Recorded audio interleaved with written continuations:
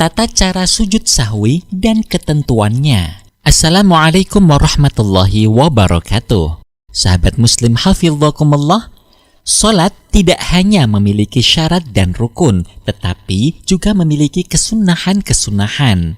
Kesunahan dalam salat ada dua, sunnah ab'ad dan sunnah hay'ah.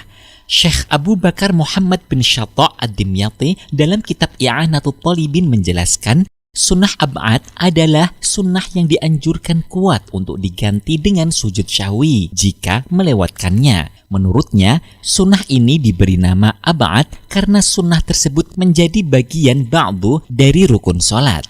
Di antara dalil disyariatkannya sujud sahwi adalah hadis berikut. Anna Rasulullah sallallahu alaihi wasallam qama fi salati dhuhri wa alaihi julus. Falamma atamma salatah sajada sajdatain yukabbiru fi kulli sajdah wa huwa jalis qabla ayusallim wa sajadahuman nasu ma'ahu makana ma nasiya minal julus rawahu Muslim. Artinya, sesungguhnya Rasulullah SAW berdiri dalam sholat zuhur yang semestinya beliau duduk untuk melaksanakan tasyahud awal.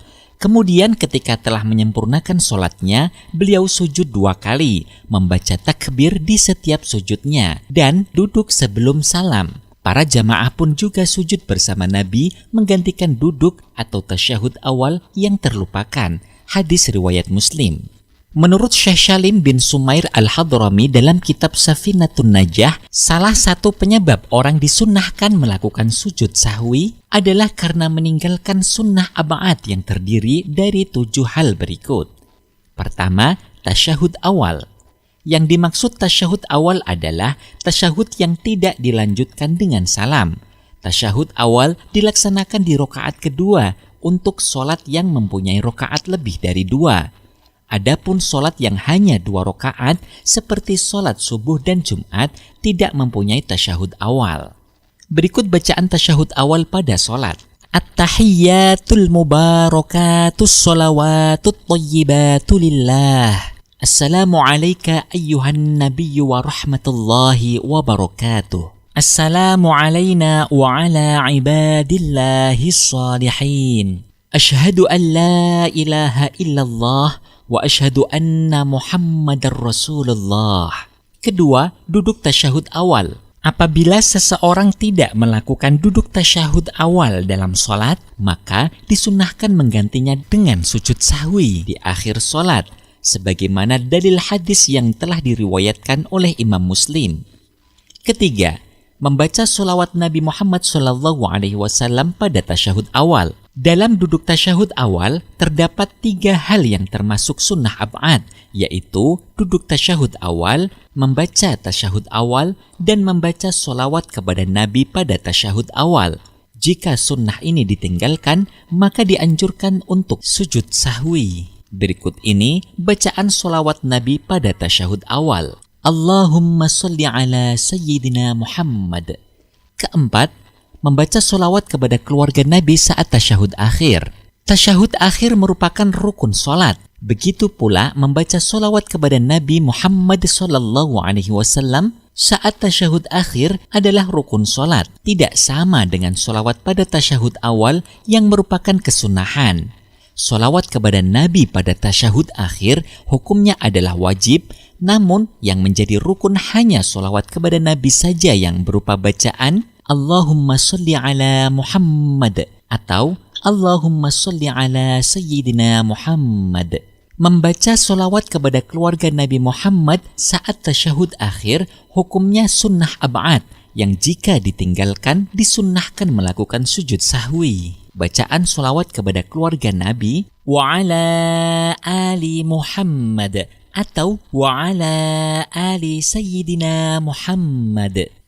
Kelima, membaca doa kunut. Membaca doa kunut disunnahkan setelah i'tidal pada rakaat kedua sholat subuh atau di rakaat terakhir pada sholat witir pada separuh akhir bulan Ramadan. Hal ini berdasarkan hadis dari Anas bin Malik radhiyallahu anhu. Wa amma fis subhi falam yazal yaqnut hatta faraqad dunya. Artinya, Adapun dalam sholat subuh, Nabi Muhammad tidak pernah meninggalkan kunut hingga beliau berpisah dari dunia atau wafat. Hadis riwayat Al-Hakim. Keenam, berdiri pada saat membaca doa kunut.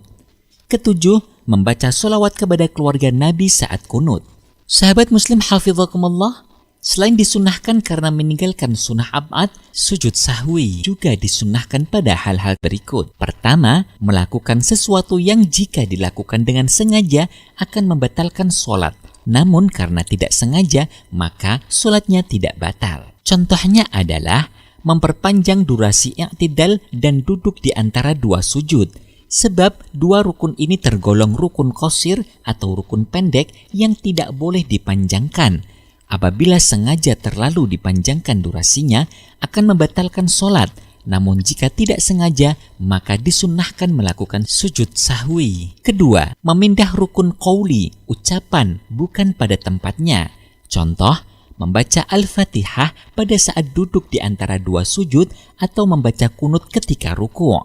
Ketiga, ragu-ragu dalam meninggalkan sunnah ab'ad. Seperti orang ragu apakah telah membaca doa kunut atau belum, maka ia disunnahkan sujud sahwi. Sebab hukum asalnya ia dianggap belum membaca doa kunut tersebut. Keempat, melakukan perbuatan yang kemungkinan tergolong sebagai tambahan dalam sholat. Seperti saat melakukan sholat isya. Seseorang yang sholat ragu apakah telah sampai rokaat ketiga atau sudah rokaat keempat, tindakan yang harus ia pilih adalah memilih dengan mengambil hitungan rokaat yang paling sedikit, yaitu baru sampai rokaat ketiga, sehingga ia wajib menambah satu rokaat lagi. Setelah itu, sebelum salam, ia disunnahkan melaksanakan sujud sahwi. Hal ini dikarenakan dalam sholat yang dilakukan terdapat kemungkinan tambahan satu rokaat. Rasulullah menjelaskan hikmah dari pelaksanaan sujud sahwi dan penambahan rokaat pada permasalahan tersebut sebagai berikut. Idza syakka ahadukum fi salatih falyulqi syakka wal yabni 'ala al-yaqin fa idza istayqanat tamam sajada sajdatain fa in kanat salatuhu tammah kanat ar-rak'ah nafilah wa sajdatan wa in kanat naqisah kanat ar-rak'atu tamaman li salatihi wa kanat as-sajdatan murghimatay syaitan rawahu Abu Dawud. Artinya, apabila salah seorang dari kalian ragu dalam sholatnya, maka buanglah keraguan itu dan lanjutkanlah pada rakaat yang diyakininya, yang lebih sedikit dari yang diragukan. Kemudian, bila telah menyempurnakan sholat sesuai rakaat yang diyakininya, maka ia hendaknya sujud sahwi 2 rakaat. Bila ternyata sholatnya telah sempurna, maka 1 rakaat yang ditambahkannya dan 2 sujud sahwi menjadi kesunahan. Dan bila sholatnya memang kurang rakaatnya, maka 1 rakaat yang ditambahkan tersebut menjadi penyempurnanya dan 2 sujud sahwi menghinakan setan yang telah mengganggunya. Hadis riwayat Abu Dawud. Nah, sahabat muslim, lalu bagaimana cara melakukan sujud sahwi itu? Berikut ini beberapa ketentuan pelaksanaan sujud sahwi. 1. Sujud sahwi dilaksanakan setelah sempurna membaca tasyahud akhir, tepat sebelum membaca salam. Atau apabila lupa, maka sujud sahwi dapat dilakukan setelah salam selama jeda waktunya masih sebentar. 2. Sujud sahwi dilakukan dengan 2 sujud yang dipisah oleh 1 duduk, sebagaimana 2 sujud biasanya dalam sholat. 3. Saat akan turun melakukan sujud yang pertama, sunnah membaca takbir, Allahu Akbar. 4. Bacaan sujud sahwi apabila dikarenakan lupa adalah bacaan zikir, Subhana man la yanamu wa la yashhu. Artinya, Maha Suci Zat yang tidak tidur dan tidak lupa. 5. Apabila penyebab sujud karena sengaja meninggalkan sunnah ab'ad, semisal doa kunut, maka yang lebih tepat adalah membaca istighfar, Astaghfirullah. Hal ini sesuai dengan penjelasan Imam Az-Zarkashi. Innama yutimmu idza lam yata'ammad ma yaqtadi as-sujud. Fa in ta'ammadahu falaysa dzalika la'iqa, bal la'iqul istighfar. Artinya, sujud sahwi itu disunahkan bagi orang yang tidak sengaja atau lupa meninggalkan sunnah ab'ad. Jika meninggalkannya dengan sengaja, maka yang paling tepat adalah membaca istighfar. 6. Bangun dari sujud pertama untuk duduk sambil membaca takbir. Allahu Akbar. 7. Duduk dan membaca doa sebagaimana doa saat duduk di antara dua sujud. Rabbighfirli warhamni wajburni warfa'ni warzuqni wahdini wa'afini wa'fu anni. Artinya, ya Allah, ampunilah dosaku, belas kasihanilah aku, dan angkatlah derajatku, dan berilah rizki kepadaku, dan berilah aku petunjuk, dan berilah kesehatan bagiku, dan berilah ampunan kepadaku. 8. Turun untuk sujud kedua sambil membaca takbir. Allahu Akbar. 9.